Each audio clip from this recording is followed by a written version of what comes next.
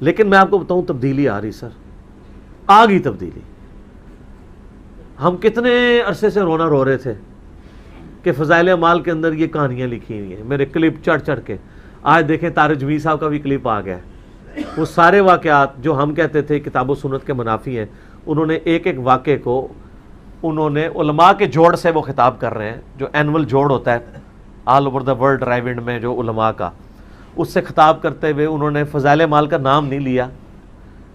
ہو سکتا ہے وہاں کوئی مجاہد ملت کھڑا ہی نہ ہو جاتا. نام لیے بغیر وہ سارے واقعات جو سامنے بیٹھے ہوئے لوگ بھی اور خود طارق جمیل صاحب بھی پڑھ پڑھ کے سنایا کرتے تھے، وہ سارے واقعات انہوں نے سنائے ہیں کہ ایک بزرگ جو ہے وہ آنکھوں میں نمک کا سرما لگاتے تھے، عشاء کے وضو سے فجر کی نماز اتنے سال تک پڑھتے تھے. یہ ایک ایک انہوں نے واقعہ گنوایا ہے. پھر اینڈ پہ ان کا یار یہ دین ہم کافروں کو پیش کر سکتے ہیں؟ بعد کے زمانے میں صحابہ کے بعد سے ہی ایک انتہا پسندی امت میں آئی. ساری ساری رات جاگنا. فلاں بزرگ تھے وہ رسے سے اپنے بالوں کو باندھ لیتے تھے کہ نماز پڑھتے پڑھتے جب نیند آئے اور جھٹکا لگے تو رسے سے بندھے ہوئے بالوں سے اس جھٹکے سے تکلیف ہو اور ان کی آنکھ کھل جائے اور پھر نفلوں میں شروع ہو جائے. ایک فلاں بزرگ تھے وہ اپنے آنکھوں میں نمک کا سرما لگاتے تھے تاکہ آنکھیں جل جائیں اور اس میں وہ جلن پیدا ہو جائے اور نیند اڑ جائے. یہ ایسے واقعات بھرے پڑے ہیں. فلاں بزرگ تھے انہوں نے 30 سال عشاء کے وضو سے فجر کی نماز ادا کی. یہ اپنی جگہ پہ بزرگی ہے، لیکن یہ بھائیو یہ دین ہم پیش نہیں کر سکتے.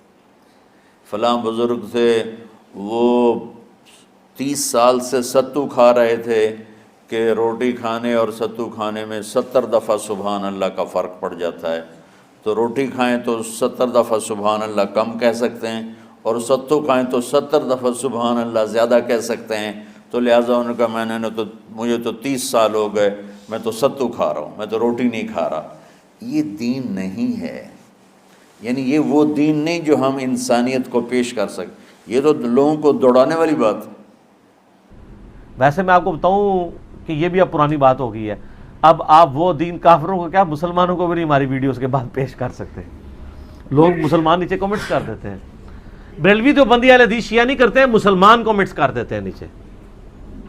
وہ بھی مسلمان ہیں لیکن وہ والے مسلمان جن کو سمجھ آ گیا ہے کہ یہ فرقہ وارانہ تعصب ہے، وہ آپ کافروں نہیں سر، نہ فضائل اعمال کافروں کو نہیں، آپ مسلمانوں کو بھی نہیں آپ پیش کر سکتے.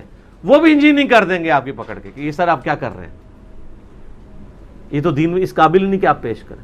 تو سر تبدیلی آ رہی ہے، آپ کوشش جاری رکھیں، انشاءاللہ تعالی چینج آئے گی. اور ایک آدمی ایک بزرگ سے ملنے گیا تو وہ نوافل پڑھ رہے تھے. وہ ظہر سے عصر تک نفل پڑھتے رہے، وہ ان کے انتظار میں بیٹھا رہا. پھر عصر سے مغرب تک وہ مراقبہ کرتے رہے، وہ انتظار میں بیٹھا رہا. پھر مغرب سے عشاء تک وہ نفل پڑھتے رہے، وہ بیچارہ انتظار کرتا رہا. پھر عشاء کے بعد پھر نفل شروع کیے تو تہجد تک نفل پڑھتے گئے اور وہ بیچارہ پیچھے بیٹھا ہوا. تو تہجد کے آخر میں ان کی مصلی پہ بیٹھے بیٹھے ایسے اونگ آ گئی تو یوں جھٹکا لگا تو کہا یا اللہ میں اس آنکھ سے پناہ مانگتا ہوں جو سونے سے اس کا دل ہی نہیں بھرتا. اور پھر اس کے بعد فجر کی نماز پڑھ کے اشراق تک بیٹھے رہے. پھر اشراق پڑھے. اخیر وہ بیچارہ اٹھی کے واپس آ گیا. کیا لگتا ہے نام تھا ویلی کوئی نہیں. تو وہ اس نے کسی سے پوچھا کہ یہ بزرگ کب سے یہ کر رہے ہیں؟ کہ پچھلے 30 سال سے کر رہے ہیں. یہ رہبانیت کی شکل ہے. یہ وہ دین نہیں جو ہم لوگوں کو پیش کریں گے تو وہ کہیں گے واہ واہ واہ واہ کیا دین ہے بھائی، قبول کرو. یہ دین اس قابل ہے. انہوں نے کہا یہ دین میں غلو ہے. دین وہ ہے جو اللہ نے نبی علیہ السلام کو دیا تھا، اور اس کے اگینسٹ انہوں نے وہی حدیث بیان کی جو میں اکثر بیان کرتا ہوں کہ 3 اصحاب نبی علیہ السلام کے پاس آئے.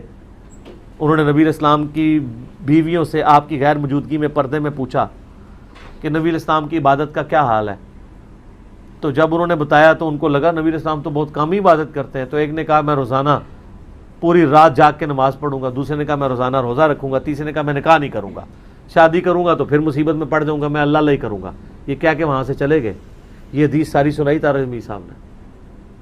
اور پھر انہوں نے یہ بھی کہا کہ اس پہ امام بخاری نے باب باندھا ہے کہ عبادت میں غلو کرنا مکروہ ہے اسلام میں. یہ ایک قسم کا غلو آیا.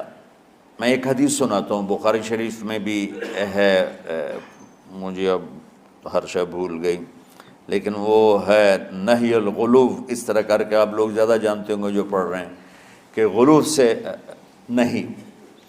حدیث آپ کو سب کو یاد ہوگی کہ 3 صحابہ آئے اللہ کے نبی کے گھر اور پوچھا کہ اللہ کے نبی رات کیسے گزارتے ہیں. تو گھر والوں نے کہا سوتے بھی ہیں، جاگتے بھی ہیں، کھاتے بھی ہیں. تو وہ تینوں آپس میں کہنے لگے وہ تو نبی ہیں، سوئیں بھی تو کوئی بات نہیں، اور شادی ہے کوئی بات نہیں، ہم تو نبی نہیں، ہمیں تو کچھ کرنا چاہیے. ایک نے کہا کہ میں ساری زندگی روزہ نہیں چھوڑوں گا. ایک نے کہا کہ میں ساری زندگی سوؤں گا نہیں. ایک نے کہا میں ساری زندگی شادی نہیں کروں گا. تو دیکھنے میں تو واہ واہ کیا بڑی بزرگی ہے بھائی، بڑے بزرگ ہیں. ہمارے نبی کو پتہ چلا آپ نے تینوں کو بلا لیا. کہا تم مجھ سے زیادہ اللہ سے ڈرنے والے ہو. میں تم سے انا اتقاکم یا اخشاکم، الفاظ آپ لوگ کو زیادہ یاد ہوں گے لیکن مفہوم میں صحیح پیش کر رہا ہوں. آپ نے کہا میں تم سے زیادہ اللہ کو جانتا ہوں، تم سے زیادہ اللہ سے ڈرتا ہوں. میں سوتا بھی ہوں، میں کھاتا بھی ہوں، میں روزے بھی رکھتا ہوں، میں چھوڑ بھی دیتا ہوں. میری بیویاں بھی ہیں، میں اپنی بیویوں کے پاس بھی جاتا ہوں. تم دین میں غلو سے بچو. پہلے امتوں کو ہلاک کر دیا دین میں غلو. دنیا میں غلو یعنی انتہا پسندی، ایکسٹریمسٹ ہونا. دنیا ہو یا دین ہو، دونوں میں اعتدال بچو، اللہ تعالیٰ کو پسند ہے. تو سر یہ جو مکروہ ہے نا، یہ سارے کا سارا مکروہ فضائل اعمال اور فضائل صدقات میں لکھا ہوا ہے.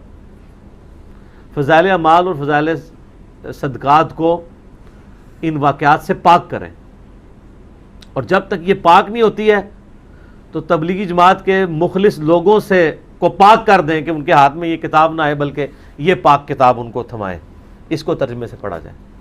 اتنی بات ہمارے اکابر بھی کہتے ہیں کہ بہرحال فضائل صدقات یا فضائل اعمال میں جو واقعات ہیں، تو چونکہ اب تبلیغ کا کام پوری دنیا میں پھیل گیا ہے تو اتنی بات ضرور ہے کہ یہ کرامات اور واقعات ایک حد تک تو اچھے ہوتے ہیں. جیسے میں اب ہر بیان، میں نے ایک دفعہ بیان کر دیا شہداء کے خون کی خوشبو یا وہ فرشتے اترے، اب میں ہر بیان میں فرشتے، خون اور بیٹری چارج اور فلانے قصے ہی لے کے بیٹھا رہوں گا، یہ کیا ہو جائے گا؟ غلو ہو جائے گا. بھائی اصل چیز کیا ہے؟ لوگوں کو قرآن و حدیث بتاؤ. کبھی کبھی لوگوں کو ترغیب دینے کے لیے کسی بزرگ کا کوئی واقعہ. تو جب تبلیغی جماعت بنی تھی اس وقت اتنی پھیلی نہیں تھی، اس وقت کے لحاظ سے وہ ٹھیک تھا. اب بہت سے علماء کہتے ہیں کہ جیسے عربوں میں ریاض الصالحین ہے، میں نہیں کہتا میں تو چھوٹا آدمی، بڑے علماء سے ہم نے سنا ہے، خود تبلیغ ہی کے بعض بڑے علماء سے ہم نے سنا ہے کہ ریاض الصالحین جیسے پوری دنیا میں عربوں میں ہے نا، تو ایسے ہی اب تبلیغی جماعت میں ریاض الصالحین جیسی کوئی کتاب ہونی چاہیے جس میں مستند احادیث ہیں، ان میں واقعات نہیں ہیں. تبدیلی نہیں رہی، تبدیلی آ گئی ہے. تو اب ایک ایسی کتاب ہونی چاہیے جو سب لوگوں کے لیے قابل قبول ہو. اس سے تبلیغ کا کام اور زیادہ پھیل جائے گا. تو یہ ایک رائے ہے، تبلیغ بزرگ اس کو مانے ٹھیک ہے، نہیں مانے تو ان کی مرضی، وہ زیادہ بہتر اس کام کو. اتنی رائے تو دی جا سکتی ہے جو ہم بھی دیتے ہیں کہ بھئی یہ فضائل اعمال کے بجائے کیا ہونی چاہیے؟ ریاض الصالحین. اس میں بخاری مسلم کی صحیح احادیث ہیں تو اس پہ کوئی انگلی بھی نہیں اٹھا سکتا، اور اس میں بالکل مستند روایتیں ہیں، اس میں بہت سارے دن اور رات کے اعمال ہیں، تو وہ زیادہ ہے. فضائل اعمال میں ضعیف احادیث بھی ہیں، تو حضرت شیخ الحدیث کی رائے یہ تھی کہ فضائل اعمال میں فضائل میں ضعیف حدیثیں بھی چلتی ہیں. تو بعض علماء سے ہم نے سنا ہے کہ بھئی اگر ان میں بھی صحیح حدیثیں ہی آ جائیں ساری تو اور زیادہ اچھا ہو جائے گا نا، کیونکہ جب کام پھیلتا ہے تو پھر اس کا معیار اسی حساب. تو یہ بعض بڑے تبلیغی کے بعض بزرگوں کی ایک رائے ہے، دوسرے علماء کی بھی، اس کو رائے کے طور پر بیان کرنے میں کوئی حرج نہیں ہے. کوئی بھی کسی بزرگ کے بارے میں پھینک دو وہ ایسے تھے، انہوں نے یوں کیا، انہوں نے یوں الٹے ہو گئے، انہوں نے وہ کھایا، تو یہ پھر زیادہ ہو جائے گی.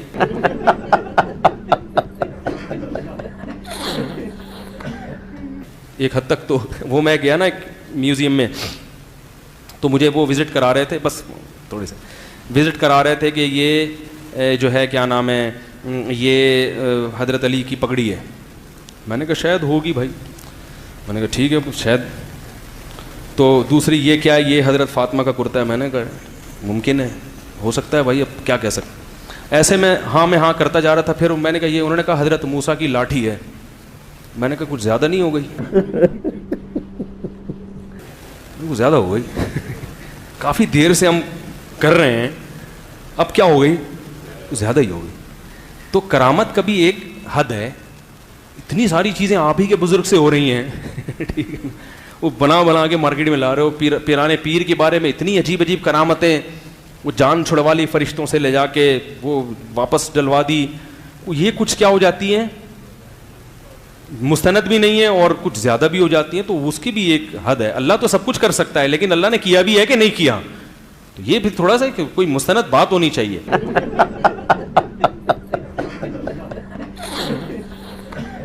اسی ویڈیو کے نیچے ایک تبلیغی بھائی نے کمنٹس کیا ہوا تھا کہ آپ سمجھے نہیں طارق جمیل صاحب کیا کہنا چاہتے ہیں. کیا کہنا چاہتے ہیں وہ؟ ہاں, وہ یہ کہنا چاہتے ہیں کہ بزرگ ٹھیک تھے, لیکن یہ جو کام ہوئے ہیں وہ دین نہیں تھا. ہاں ٹھیک ہے, یعنی بزرگ ٹھیک تھے, بزرگوں کے کرتوت ٹھیک نہیں تھے. بس یہی ہے. ہاں, تو ہم بھی تو یہی کہہ رہے ہیں.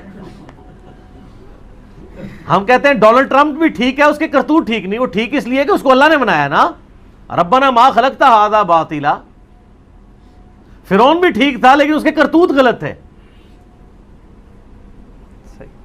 جتنے بڑے بڑے لوگ ہیں وہ ٹھیک ہی تھے, کرتوت برے تھے ان کے. جب انہوں نے کرتوت اچھے کر لیے تو وہ اچھے بن گئے. تو وہ یہ نہیں, یہ کہنا چاہتے. یہ بات تو سمجھ میں آ گئی کہ اب نزول, اب آپ نیچے یہ بھی جواب دے دیجیے گا ٹھیک کہ ہمیں بھی یہی سمجھ آیا ہے کہ بزرگ آپ کے ٹھیک تھے, ان کے کرتوت ٹھیک نہیں تھے. اور اس کا مطلب کیا ہوا کہ آپ کو لوگوں کو یہ بتانا چاہیے کہ ہمارے بزرگوں کا آپ احترام کریں, لیکن خدا کے لیے جو وہ کام کرتے رہے وہ کام آپ نے نہیں کرنے, ان کے کرتوت ٹھیک نہیں تھے. تو انشاءاللہ بزرگوں کا احترام کرنا لوگ خود ہی چھوڑ دیں گے.